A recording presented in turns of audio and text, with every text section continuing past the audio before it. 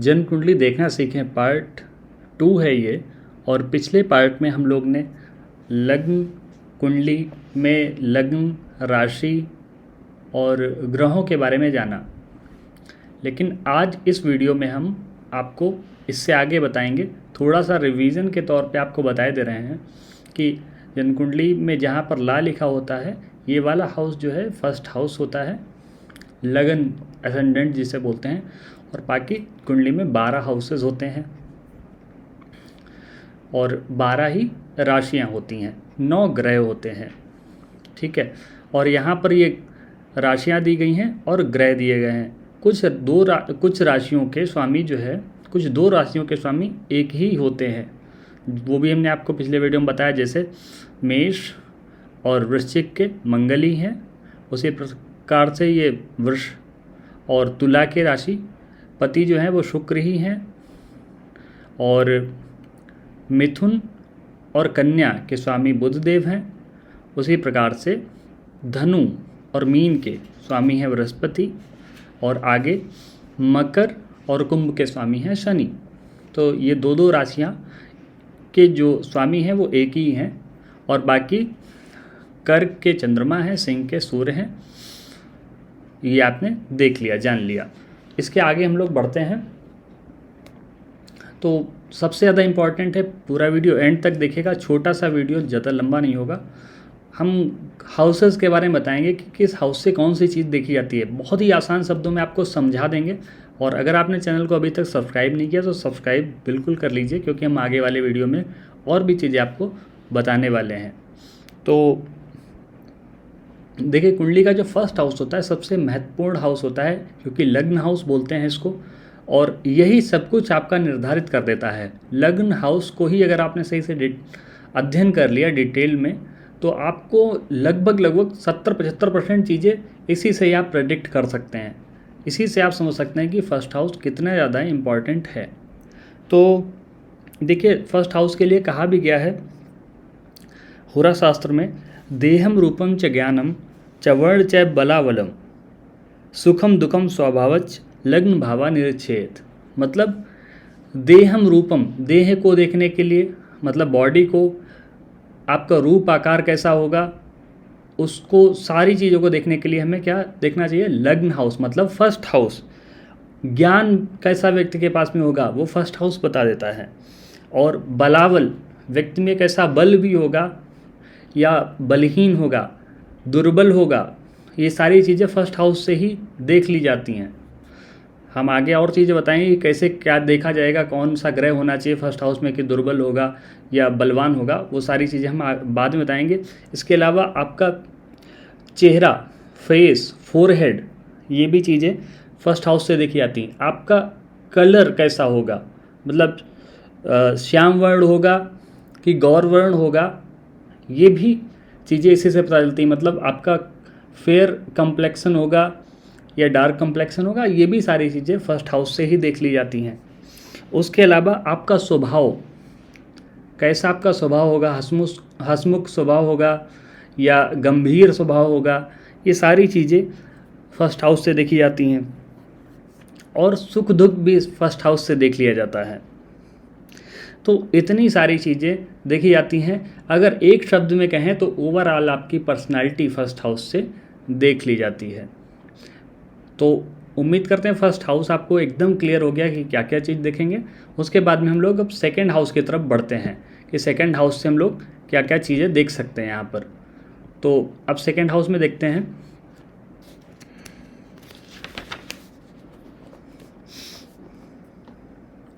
तो second house के लिए भी पराशर होरा शास्त्र में लिखा हुआ है, धन धान्यम कुटुंबाश्च मृत्युजालम मित्रकम धातुरत्नादिकम सर्वम धन स्थाना निरच्छेद। अर्थात सेकंड हाउस से धन, धान्य, धन का अर्थ है पैसा, धान्य का अर्थ है अनाज वगैरह। पहले के टाइम पे लोग अनाज रखते थे ज़्यादा सा स्टोर करके, जिसके पास ज़्यादा अनाज होता था वो धनवान व्यक्ति होता था। तो धन धान्य से परिपूर्ण एक आशीर्वाद भी पहले दिया जाता है। तो यहाँ पर यह है कि फर्स्ट हाउस से हम देखते हैं वेल्थ आदमी के पास कैसी होगी। वेल्थ भी कैसी, जो जमा धन होता है, जैसे बैंक में धन रखा हुआ, या जो पितरों से हमें संपत्ति मिलती है, मतलब जो पूर्वज हमें देते हैं, जैसे कोई प्रॉपर्टी दे दी, तो इस प्रकार की जो संपत्ति है वो सेकंड हाउस से देखी जाती है। और उसके बाद में कुटुंब, मतलब आपका परिवार, जिस फैमिली से आते हैं वो ओवरऑल फैमिली देखी जाती है कि फैमिली आपकी किस प्रकार की होगी। उसके अलावा यहाँ पर मृत्यु का भी विचार इससे किया जाता है, क्योंकि 8वें से 8वां होने के कारण यहाँ पर सेकंड हाउस मारक भी बोला जाता है, तो जिस कारण से यहाँ से मृत्यु का भी विचार किया जाता है। उसके अलावा शत्रु को भी देखा जाता है इसी से ही। और आपके पास में मेटल में जैसे गोल्ड, सिल्वर, ये चीज़ें भी सेकंड हाउस से देखी जाती हैं कि आपके पास गोल्ड कितना होगा। धातु रत्नाधिकम, मतलब यहाँ पर जो रत्न वगैरह हैं इसी से ही, सेकंड हाउस से ही देखे जाते हैं। उसके अलावा दाईं आँख का विचार भी सेकंड हाउस से किया जाता है, मतलब सेकंड हाउस से ही दाईं आँख देखते हैं। और लेकिन पुरुष के लिए दाईं आँख होती है और स्त्री के लिए ये सेकंड हाउस बाईं आँख को रिप्रेजेंट करता है, बाईं आँख को बताता है। अब आते हैं तीसरे हाउस के बारे में जानते हैं, थर्ड हाउस, क्योंकि ये भी काफ़ी इम्पॉर्टेंट है। देखिए तीसरा जो हाउस है इसको सहज हाउस बोला गया, मतलब यहाँ से भाइयों का विचार होता है। यहाँ से आपके भाई बहन, पड़ोसी, विशेषकर छोटे भाई बहन पड़ोसी देखे जाते हैं यहाँ से। और नौकर चाकर का भी विचार इसी से ही करते हैं।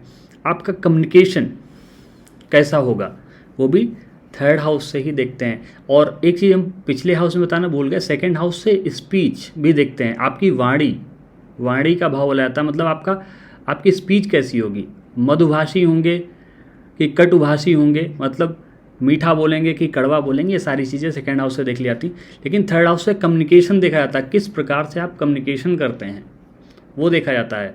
बोलना अलग होगा, कम्युनिकेशन का अर्थ ये है कि आपके अंदर कम्युनिकेशन स्किल कैसी हैं, तो थर्ड हाउस से ये चीज़ देखी जाती हैं। उसके अलावा यात्राएं भी देखी जाती हैं, और कम्युनिकेशन के साथ में कह सकते हैं उपदेश आप कैसा दे सकते हैं, वो भी चीज़ थर्ड हाउस से ही देखते हैं।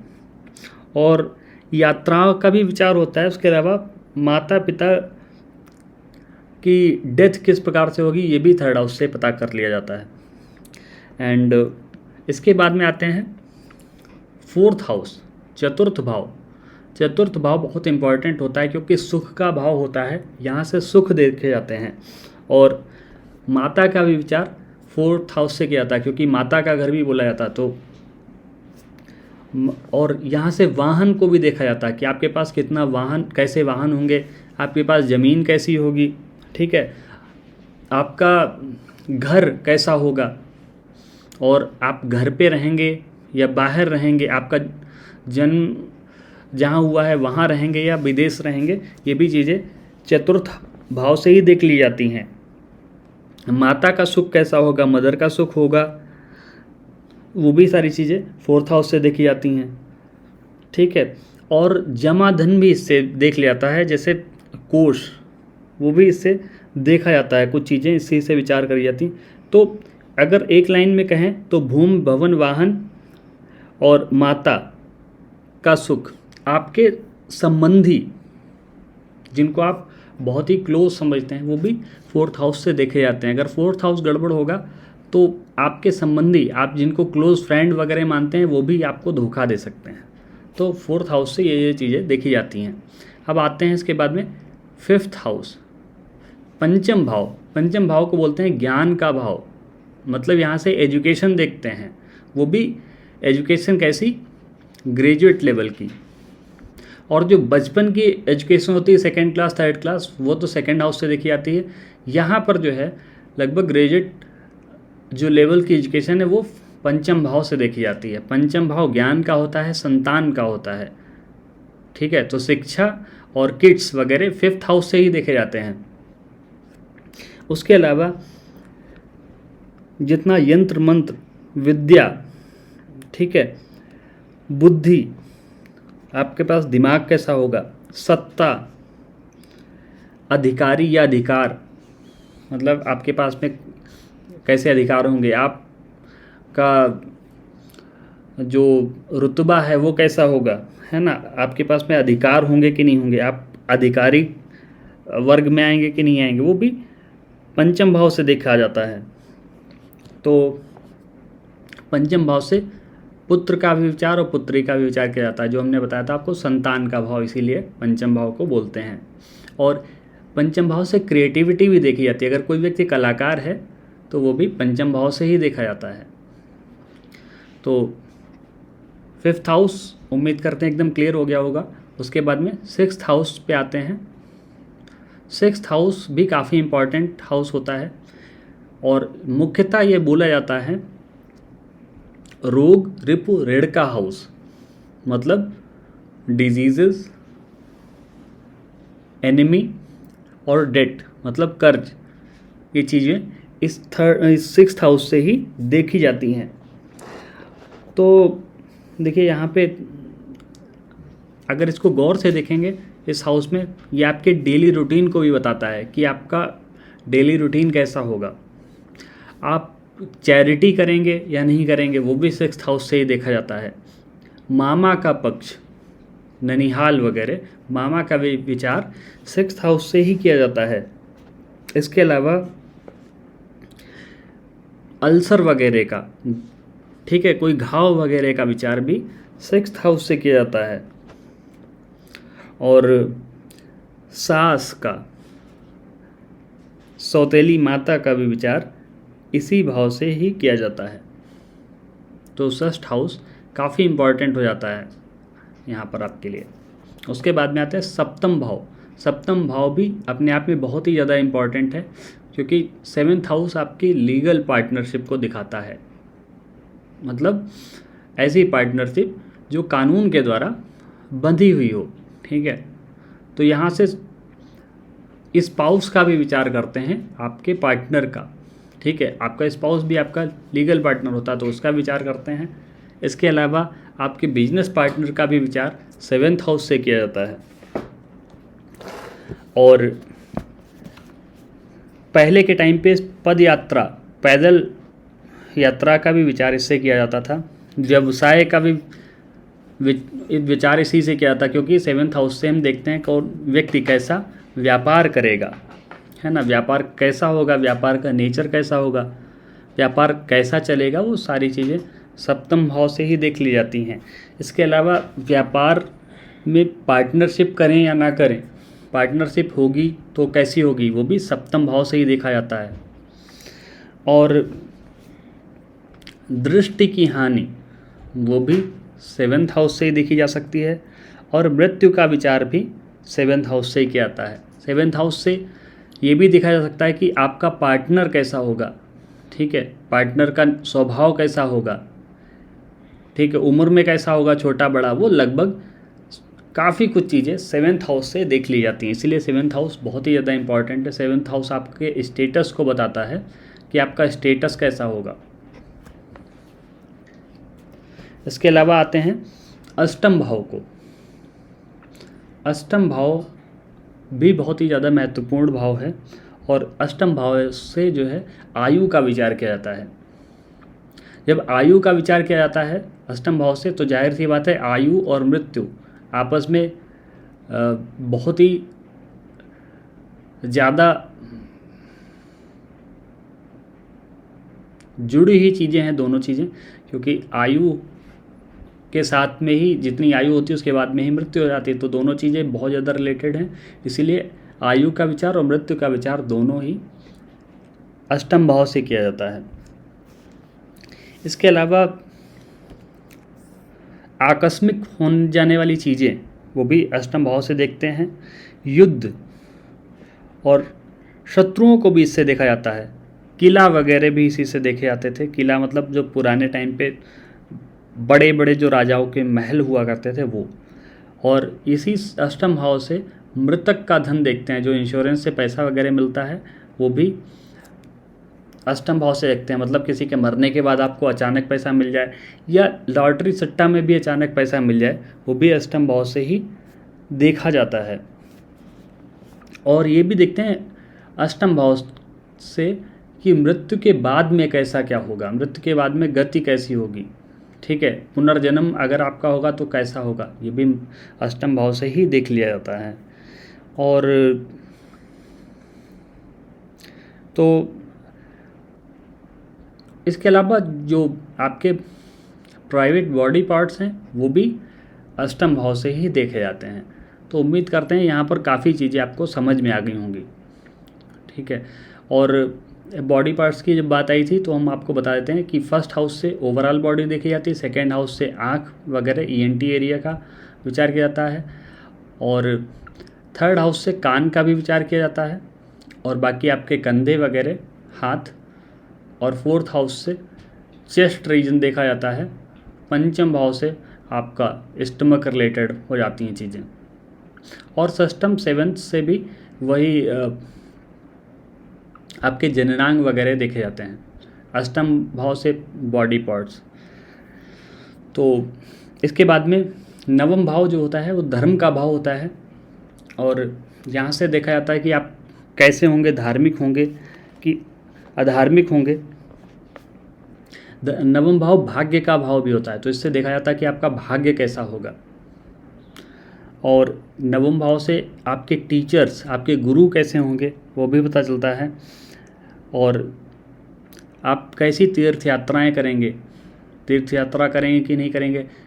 नवम भाव से उच्च शिक्षा का भी विचार होता है कि आप हायर एजुकेशन में क्या करेंगे, कैसा हायर एजुकेशन करेंगे कि नहीं करेंगे, अगर करेंगे तो कहाँ करेंगे, विदेश में करेंगे या स्वदेश में करेंगे, वो भी नाइन्थ हाउस से ही देखते हैं। भाई की वाइफ का भी विचार नाइन्थ हाउस से होता है, तो नाइन्थ हाउस काफ़ी इम्पॉर्टेंट है। पिता का भी घर इसे बोलते हैं, से पिता का भी विचार किया जाता है। उसके बाद में आते हैं दसम भाव। दसम भाव व्यवसाय का होता है, प्रोफेशन का होता है, ये भी काफ़ी इम्पॉर्टेंट भाव है। और दसम भाव से आपका सरकार देखी जाती है, शासन प्रशासन, है ना, आपका सम्मान, आपका वर्क प्लेस कैसा होगा, और पिता से लाभ होगा कि नहीं होगा, वो भी दसम भाव से देखते हैं। इसके अलावा कैरियर आपका देखा जाता है, और विदेश में वास करने का, विदेश में रहने का भी 10th हाउस से देखा जाता है। तो इतनी सारी चीज़ें आपको 10th हाउस से पता चलेंगी। उसके बाद में आते हैं 11th हाउस। 11th हाउस से देखते हैं, पहली बात तो 11th हाउस को इनकम का घर बोला जाता है, तो यहाँ से इनकम देखी जाती है कि कितनी आपकी इनकम होगी, कैसी इनकम होगी, लगातार होगी या रुक रुक के होगी, ठीक है। ये सारी चीज़ें 11th हाउस से देख लेंगे, इनकम से रिलेटेड। उसके अलावा बड़े भाई का भी विचार किया जाता है 11th हाउस से। पुत्र और पुत्र की पत्नी, इसका भी विचार 11th हाउस से करते हैं, क्योंकि यहाँ से सीधे देखता है पंचम भाव पे, यहाँ से जो 7वीं दृष्टि पड़ती है, तो 11th हाउस से भी पुत्र और पुत्र की पत्नी का विचार किया जाता है। इसमें पुत्री भी ऐड कर लीजिएगा, पुत्र और पुत्री दोनों। इसके अलावा आपकी इनकम कैसी रहेगी, समृद्धि कैसी होगी, और जानवरों का, आपके पास जानवर होंगे कि नहीं होंगे, पहले के टाइम पे लोग रखते थे, तो उसका भी विचार 11th हाउस से ही किया जाता है। बड़े भाई का भी विचार 11th हाउस से ही करते हैं। बड़े बड़े ग्रुप्स, उनका भी विचार 11th हाउस से होता है। उसके बाद में आगे जो 12th हाउस है, ये भी बहुत इम्पॉर्टेंट हाउस है, और 12th हाउस से देखिए इसे मोक्ष का भाव भी बोलते हैं, विदेश का भाव भी बोलते हैं। तो यहाँ से मोक्ष देखते हैं, विदेश का पता चलता है, और व्यय का भाव भी बोला जाता है, तो यहाँ से खर्चे भी देखते हैं। और